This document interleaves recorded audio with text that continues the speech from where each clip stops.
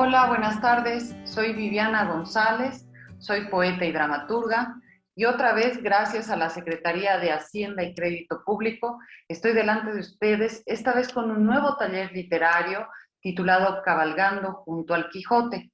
Recuerden que este mes, el mes de abril, se celebra el Día Internacional del Libro. Por lo tanto, deben seguir la página de la Secretaría de Hacienda y Crédito Público, pero en concreto del Centro Cultural que tiene la página de Hacienda es Patrimonio Cultural, porque va a haber una serie de actividades, una serie de talleres relacionados a este día, y además los talleres que continuamente Hacienda es Patrimonio Cultural los va subiendo a sus plataformas digitales como es Facebook. Bueno, vamos a empezar con este taller que va a durar 4 sesiones. Nos vamos a ver todos los martes a las 5 de la tarde y el taller se titula Cabalgando junto al Quijote. Cuando hablo del Quijote, no sé qué es lo primero que ustedes piensan. Lo he platicado con muchos de mis jóvenes alumnos y lo primero que me dicen es que es un libro aburrido, que es un libro que no se entiende y que es un libro que la verdad no les gusta leer. Pero pensemos que muchas veces no he platicado solamente con la gente joven, sino con gente mayor que tiene un mal recuerdo de este libro. Creen que es un libro aburrido, creen que recuerdan que les mandaron a leer esto en la escuela y nadie les explicó y por lo tanto se quedaron con la triste idea de que es un libro muy tedioso, muy aburrido, muy extenso, con palabras que no se entienden y que con un hombre que está loco y que no tiene nada que ver con nosotros. Pues vengo a decirles y que estaban equivocados, que estamos equivocados y que es muy triste que sea esa la calificación que se le ha dado al Quijote. ¿Por qué? Porque el Quijote, creo yo, pero no solo yo, sino los grandes escritores, que el Quijote es quizás la novela más importante que se ha escrito, no solo en la lengua española, sino en la lengua universal. Es uno de los libros más importantes de la literatura universal, quizás solamente por detrás de la Biblia o el Corán, por ejemplo. ¿Por qué es tan importante el Quijote? El Quijote fue escrito en 1605, la primera parte, y la segunda parte 10 años después, en 1615. Escrito este libro, como ustedes saben, por Miguel de Cervantes Saavedra. Bien, el Quijote, ¿por qué es importante? Porque es un libro moderno, porque es un libro actual, porque seguramente habla más de nosotros de lo que cualquier libro contemporáneo habla. ¿De qué nos habla el Quijote? A grandes rasgos, y pensando que estamos hablando de un texto de 1600, casi 400 años o más antes de lo que estamos ahora mismo, el Quijote ya nos estaba hablando de la libertad, ya nos estaba hablando de valores morales distintos a los de su época. Y el Quijote ya nos estaba hablando de feminismo, el Quijote ya nos estaba hablando de valores que siguen siendo actuales ahora mismo. El Quijote nos estaba hablando del respeto al otro, del respeto que debemos tener hacia otros individuos independientemente de su pensamiento. El Quijote estaba hablando de muchos temas que actualmente siguen siendo importantes en nuestro día a día. Hoy, por ejemplo, voy a citar un fragmento de la segunda parte de este libro que dice: la libertad, Sancho, es uno de los más preciosos dones que a los hombres dieron los cielos. Con ella no pueden igualarse los tesoros que encierra la tierra ni el mar encubre. Por la libertad, así como por la honra, se puede y debe aventurar la vida, y por el contrario, el cautiverio es el mayor mal que puede venir a los hombres. Estamos hablando de 1615, son 400 años antes. Y él ya nos estaba hablando de qué es la libertad. Si ustedes leen el texto, verán que su gran compañero Sancho Panza quería ser, por ejemplo, gobernador. Y por causas azarosas e incluso mágicas, porque también hay mucha magia en el Quijote, Sancho llega a ser gobernador de una ínsula a la que la llaman la ínsula Barataria. Sancho cumple su sueño y sin embargo se da cuenta de que ser gobernador no es tarea sencilla, de que efectivamente él, como un campesino ignorante, funciona mejor que muchos de los reyes, mucho más preparados, que fueron a las universidades, que tuvieron educación, que él sabe lo que es la justicia gracias a las enseñanzas que ha recibido de Don Quijote y decide finalmente abandonar su trabajo como gobernador porque ve que eso no le daba la libertad que él necesitaba.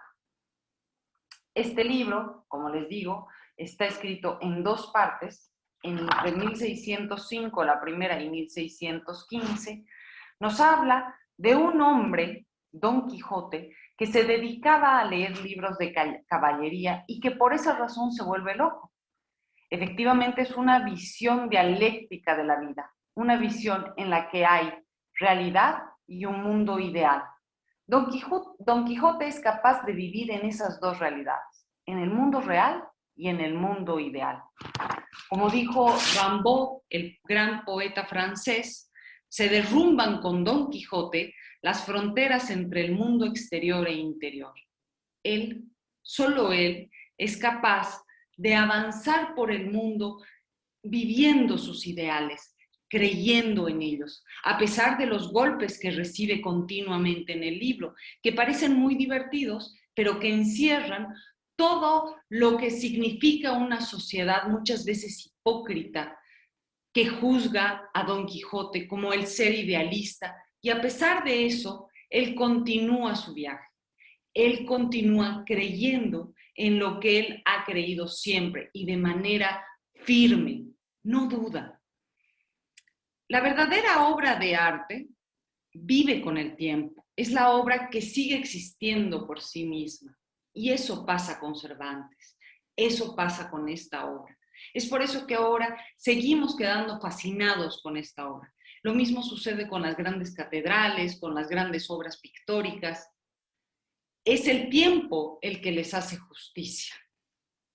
Es una obra múltiple, la tocamos, la sentimos desde distintas perspectivas y realidades. Y es muy importante decir que si bien Don Quijote sí se hace caballero, no lo hace por azar o por locura, como muchas veces que pensamos. Lo hace por amor a la justicia, por una verdadera cristianidad. Ahora bien, no estoy dando clases de religión.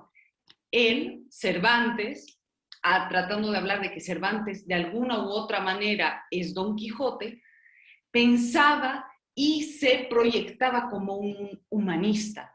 Él había leído al gran humanista de ese entonces, que era Erasmo de Rotterdam, que va a ser el que va a iluminar a los siguientes humanistas y se va a enfrentar a la Santa Inquisición, por ejemplo. Él se va a enfrentar contra las ideas de la Iglesia Católica tan importantes en ese momento en España.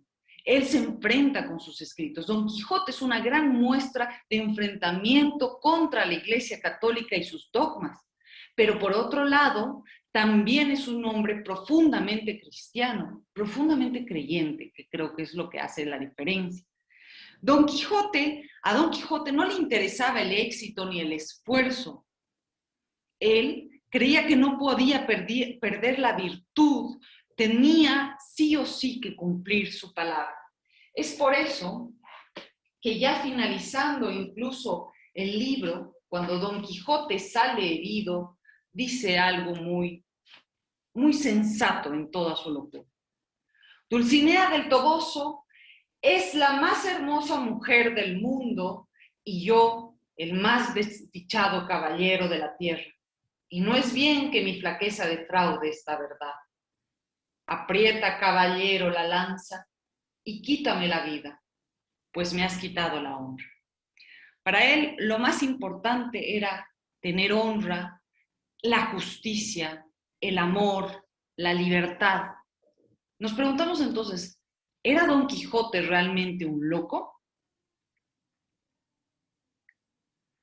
Él intenta de manera inútil, o así lo calificaban sus iguales, resucitar la institución de la caballería. Vive dos mundos, por lo tanto, uno fenoménico, que es el externo, y uno que está al margen de todo eso, su propio mundo, su propia realidad. Esa realidad donde crea él a Dulcinea del Toboso, que es, según él, una gran princesa hermosa, pero en realidad Dulcinea del Toboso, y él lo sabía, es Aldonza Lorenzo, una simple labradora, una simple mujer campesina. Si nosotros revisamos el Quijote, vamos a saber que somos nosotros los engañados. Don Quijote sabía en todo momento quién era Aldonza Lorenzo, y a pesar de eso, él la convierte en Dulcinea del Toboso. Él lo que nos regala es el regalo de la esperanza. Es un ministro de Dios en la tierra. Así lo dice en el capítulo número 13 del libro primero del Quijote. Vuelvo a decir, no estoy hablando de una religión, estoy hablando de un hombre que cree en la justicia. Es un profundo conocedor Cervantes de la Biblia, pero también del Corán, por ejemplo, y respeta mucho la tradición cultural musulmana, pese a que estamos hablando de una España que se ha dedicado en esos momentos a eliminar de sus tierras a los musulmanes y a los judíos. En algún fragmento del libro recuerda el Evangelio de Marcos, donde dice: unus es bonus Deus, nadie es bueno, solo Dios. Y Don Quijote quiere restaurar esa caballería, esa búsqueda de verdad, porque solo la verdad va a redimir al hombre. ¿Quién nos había hablado de esa verdad anteriormente? Quizás uno de los hombres más importantes que ha pisado la tierra, Jesús. Y no estoy hablando de religión. Jesús viene a profetizar y a hablar de justicia y de igualdad, dos valores que Cervantes los vuelve a tomar en cuenta. Dice en el capítulo 19 del libro primero, él va por el mundo enderezando tuertos y desfaciendo agravios. Esa es la tarea de Don Quijote. Es por eso que él se dedica a salvar a las doncellas, a protegerlas. Él se dedica además a liberar a algunos esclavos, porque él no cree que deberían existir esclavos. Estamos hablando de 1600 y es un hombre que se enfrenta a la Santa Inquisición, se enfrenta a los pensamientos que tenía de sus contemporáneos, y es por eso que Don Quijote, cuando es leído en un primer momento, si bien les llama la atención y les resulta divertido, no es entendido con toda la complejidad que encierra este libro. Necesitamos leerlo con ojos contemporáneos para nosotros vernos reflejados en Don Quijote. Nos vemos el siguiente martes a esta misma hora. Muchas gracias.